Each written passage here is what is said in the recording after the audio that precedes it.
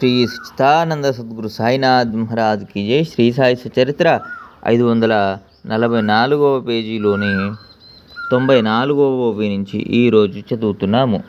దీనిని నిత్యం పారాయణ చేయలేకపోతే ఇందులోని గురు భక్తి గురించిన ప్రకరణాలు నియమంగా చదివి వానిని హృదయానికి ఆభరణంగా చేసుకోండి. ప్రతిరోజు ఏ సమయంలోనైనా ఈ చరిత్రను పఠించే భక్తులకు గురుతో సహా శ్రీహరి తప్పక లభిస్తాడు. ఈ గ్రంథాన్ని నిరంతరం పఠించే వారి గృహంలో లక్ష్మి ఎల్లప్పుడూ నివసిస్తుంది. సహనంతో ఒక సప్తాహం పారాయణ చేసే వారి దారిద్ర్యం తొలగిపోతుంది. దీనిని నేను చెప్పుతున్నట్లుగా భావించకండి.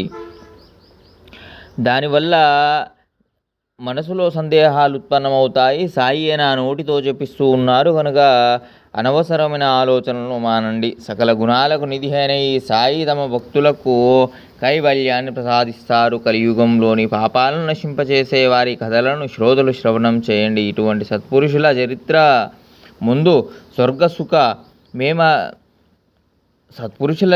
ముందు స్వర్గసుఖమేపాటిది? తక్షణం ఫలితాన్నిచ్చే ఈ సచ్చరిత్రను వదిలి స్వర్గం వైపు ఎవరు చూస్తారు? సుఖం దుఃఖం ఇవి చిత్త వికారాలు.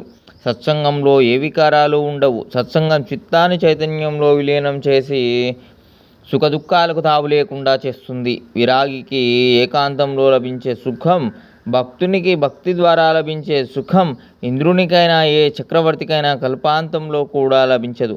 ప్రారబ్ధ కర్మ భోగం బలవత్తరమైనది. బుద్ధి కర్మానుసారం పుడుతుంది. అయినా ఈ విధి నిర్ణయాలను భక్తుడు తప్పించుకోగలడు. భగీరథ ప్రయత్నం చేసిన ప్రారబ్ధ కర్మ భోగం తప్పదు. జరగనున్నది తప్పక జరుగుతుంది. దాని నుండి తప్పించుకోవడం అశక్యం.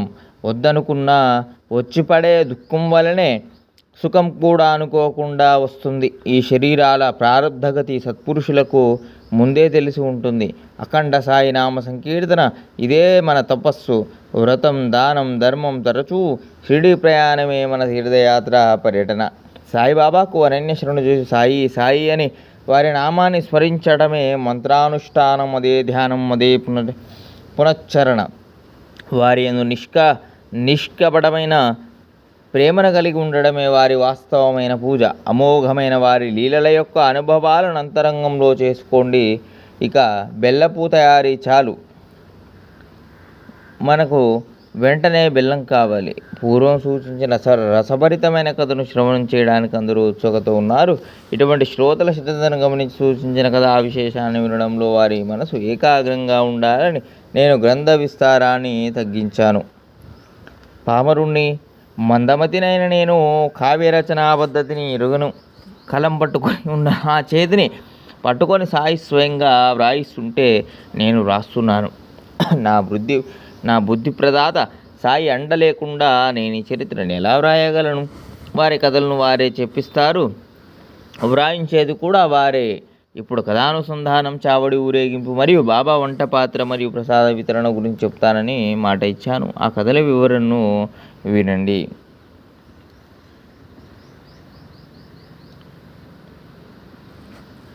తర్వాతి ఓవి నుంచి మరో వీడియోలో చదువుకుందాం. సచ్చిదానంద సద్గురు సాయినాథ్ మహారాజ్కి జై. 114వ ఓవి నుంచి మరో వీడియోలో చదువుకుందాం. సచ్చిదానంద సద్గురు సాయినాథ్ మహారాజ్కి జై. లోకా సమస్తాః సుఖినో భవంతు. ఓం శాంతి శాంతి శాంతి.